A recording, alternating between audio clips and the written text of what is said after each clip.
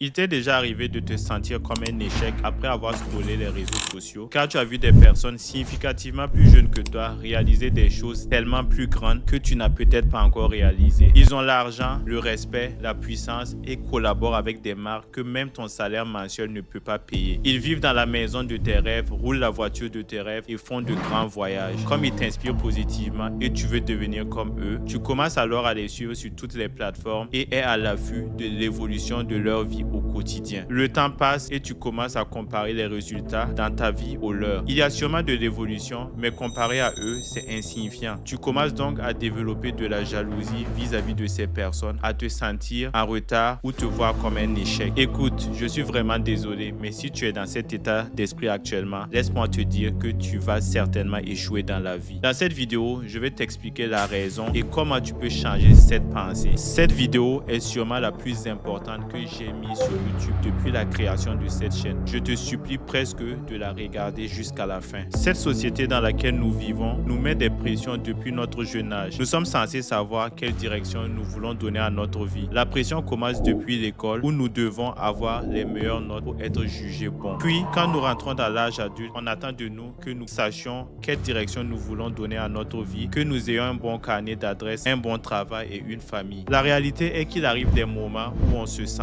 perdu dans notre vie et nous ne savons pas dans quelle direction nous voulons aller. Ça peut être pendant une courte période ou même durant des années et c'est absolument normal. Mais face à une société qui exige de nous d'être dans la réussite constamment, on peut se sentir inutile durant cette phase. Parlant de réussite, qu'est-ce que la réussite? Comment définissons-nous la réussite et quelle est la définition d'avoir réussi pour notre société? Vous savez, de façon générale, lorsque nous parlons de réussite, nous faisons allusion au fait d'avoir une belle carrière, de l'argent, d'être respecté par les personnes qui nous entourent et à une certaine extension avoir un impact dans la vie ou dans notre communauté. Cependant, lorsque nous comparons notre réussite à celle des autres, il y a souvent deux facteurs que nous ne prenons pas en compte: l'avantage injuste et l'illusion de l'iceberg. Parlons de l'avantage injuste en premier. Je vous recommande le livre The Unfair Advantage de A. Ali et Hassan Kuba qui parle exclusivement de cela. Si vous ne l'avez pas encore lu, je vous assure, s'il vous plaît les gars, lisez ce livre. Vous allez voir quel impact positif cela va vous apporter dans votre vie. Cela changera carrément votre mindset comme ça a été le cas avec moi. Avant de commencer, j'aimerais que vous mettez pause à cette vidéo et que vous répondez à cette question en commentaire. Pensez-vous vraiment que la vie est juste? Moi, mon opinion est que la vie est injuste et je ne suis pas le seul à penser ainsi. Evan Spiegel, cofondateur de Snapchat et milliardaire, a dit ceci: je suis un jeune homme blanc et éduqué. J'ai été très chanceux et la vie ne l'est pas. Evan Spiegel est né dans une famille de millionnaires résidant à Los Angeles. Ses parents étaient des avocats accomplis et très connus. Il a donc eu accès à la meilleure éducation possible et le carnet d'adresses de ses parents. En effet, le mentor d'Evan Spiegel n'est personne d'autre que Scott Cook, qui est le cofondateur de Intuit et également directeur de eBay et Procter & Gamble. Evan avait déjà donc accès à la meilleure éducation possible, un bon réseau et donc beaucoup d'opportunités dans sa vie. Il a ainsi utilisé cet avantage injuste pour se faire une place au soleil dans notre société. Après avoir écouté cette histoire, tu dois sûrement te dire: ouais, bien sûr, il ne pouvait que réussir. Moi, je n'ai pas tous ces avantages et je ne pourrai jamais atteindre une telle réussite. Ceci n'est pas vrai, car il existe une manière pour tous de pouvoir atteindre la réussite, peu importe d'où on vient. Tu dois aussi te dire certainement que la vie est injuste et ne va jamais changer, et cela est très vrai. Mais comment atteindre donc la réussite dans un monde inéquitable? S'il te plaît, ne me dis pas qu'au jour d'aujourd'hui, tu penses que le travail acharné est la seule route qui mène vers la réussite. Parce que si c'est le cas, c'est le moment de changer de mindset. Le succès n'est pas simplement attribué à la personne qui travaille le plus dur. Il est attribué à ceux qui développent et utilisent leur avantage injuste. Ceci est tiré de la page 4 du livre The Unfair Advantage. La citation continue en disant ceci: par avantage injuste, nous ne faisons pas référence à quelque chose d'immoral ou un avantage illégal. Un avantage injuste est un avantage qui te donne l'avantage sur la compétition et ta palette d'avantages injustes est unique à toi et souvent ce n'est pas une chose qu'on a travaillé ou mérité. Prenons un exemple simple pour illustrer cela. Une influenceuse par exemple qui est naturellement belle est un grand avantage injuste. Cela ne veut pas dire que si tu ne rentres pas dans ce critère, tu ne peux pas réussir en tant qu'influenceuse. Mais être vu déjà comme une belle personne augmente ta probabilité de réussite comme influenceuse. C'est exactement la même chose dans le football par exemple, où être bon techniquement de façon naturelle te donne déjà une chance de devenir professionnel comparé à quelqu'un qui doit tout travailler du début. La vie est injuste et si nous devons nous asseoir et nous apitoyer sur notre sort, nous nous tirons juste une balle dans le pied. Si nous voulons réussir dans notre vie, nous devons donc trouver notre avantage injuste. Mais comment pouvons-nous concrètement faire cela? Dans le livre The Unfair Advantage, ils ont illustré un système dénommé Miles. Ce sont les avantages injustes que tu peux utiliser dans la vie. Le M, c'est pour money qui signifie argent. Si tu es né par exemple dans une famille riche, tu peux avoir facilement du financement pour commencer tout ce que tu veux. Le I, c'est pour intelligence or insight qui signifie tout simplement l'intelligence. Nous ne naissons pas tous avec la même capacité d'apprentissage et le même savoir. Personne arrive à assimiler des choses plus rapidement que d'autres et d'autres personnes ont une vision plus pointue de la vie comparée à d'autres personnes. Le L, c'est pour location ou lieu. L'endroit où tu nais te donne un avantage par rapport aux autres. Si tu nais par exemple dans un pays développé et économiquement stable, tu es plus avantageux que quelqu'un qui est dans un pays en guerre. Le E, c'est pour education and expertise, qui est tout simplement l'éducation et l'expertise. Une personne qui a étudié par exemple à l'université d'Harvard ou Yale a déjà plus d'avantages qu'une personne qui a étudié dans une université qui n'a pas de renom. S, c'est pour statut, qui désigne tout simplement le statut social. Si tu viens d'une famille de renom, tu as forcément plus de connexions qu'une personne qui vient d'une famille qui n'est pas du tout connue. En voyant ça, certains vont sûrement se dire qu'ils n'ont aucun avantage injuste dans la vie. Mais c'est faux. Ça, c'est juste une petite illustration de ce qui peut être considéré comme un avantage injuste. Si vous voulez que je fasse une vidéo sur comment trouver son avantage injuste, faites-moi savoir en commentaire. Autre chose que les gens négligent, c'est l'illusion de l'iceberg. Tout ce que les gens voient quand on parle de succès, c'est la tête de l'iceberg, mais ne voient pas tous les échecs, la résilience et les sacrifices qui constituent la base de l'iceberg. On ne voit pas toutes les étapes que les personnes ont eu à franchir pour réussir. Je prends l'exemple du joueur ivoirien Simon Adingra. La dernière fois, j'ai suivi avec attention son podcast sur la chaîne Investir au pays de Philippe Simon. Quand il commençait à vouloir suivre son rêve de footballeur, ses parents avaient absolument pas les moyens. Et il est tombé sur un monsieur qui disait avoir des contacts avec des centres de formation au Bénin. Il fallait payer environ 300 € au soi-disant recruteur. Ses parents ont alors mobilisé toutes leurs ressources pour payer le monsieur qui s'en va avec Simon et plusieurs autres jeunes au Bénin. Une fois arrivé, il a disparu en laissant les enfants dans une maison inachevée où tous y dormaient. Ils se sont tous retrouvés chassés de la maison car le monsieur avait juste payé la location pour quelques mois. Simon Adingra était âgé seulement de 12 ans en ce moment. Il se retrouve donc dans la rue avec les autres enfants. Mais confiant de son talent, il n'a jamais abandonné et un jour, il rencontre un bon samaritain qui est béninois mais a vécu un bon moment en Côte d'Ivoire. Ce monsieur alors lui donne un logement, le prend sous son aile et l'aide à atteindre son rêve et aujourd'hui nous connaissons tous l'international ivoirien champion d'Afrique qui joue en première ligue et qui est une personne extrêmement riche actuellement. Personne ne connaissait donc sa partie cachée de l'iceberg qui était la folle histoire qu'il a vécue au Bénin. Tout le monde voyait juste le sommet de l'iceberg qui est son statut de joueur professionnel. Peut-être que tu es dans l'étape de ta vie où tu vois uniquement le sommet de l'iceberg chez les autres et non la base. Ou peut-être que tu ne connaissais rien sur l'avantage injuste ou que tu cherches toujours ton avantage injuste et c'est totalement normal. Mais j'espère qu'après avoir regardé cette vidéo, tu vas changer ton mindset et commencer à travailler sur toi-même. Car tu peux créer ton propre avantage injuste et atteindre la réussite. J'aimerais juste te dire, n'abandonne jamais parce que chaque jour est une opportunité pour essayer de nouveau. Prends soin de toi et on se prend à la prochaine vidéo. Allez, peace.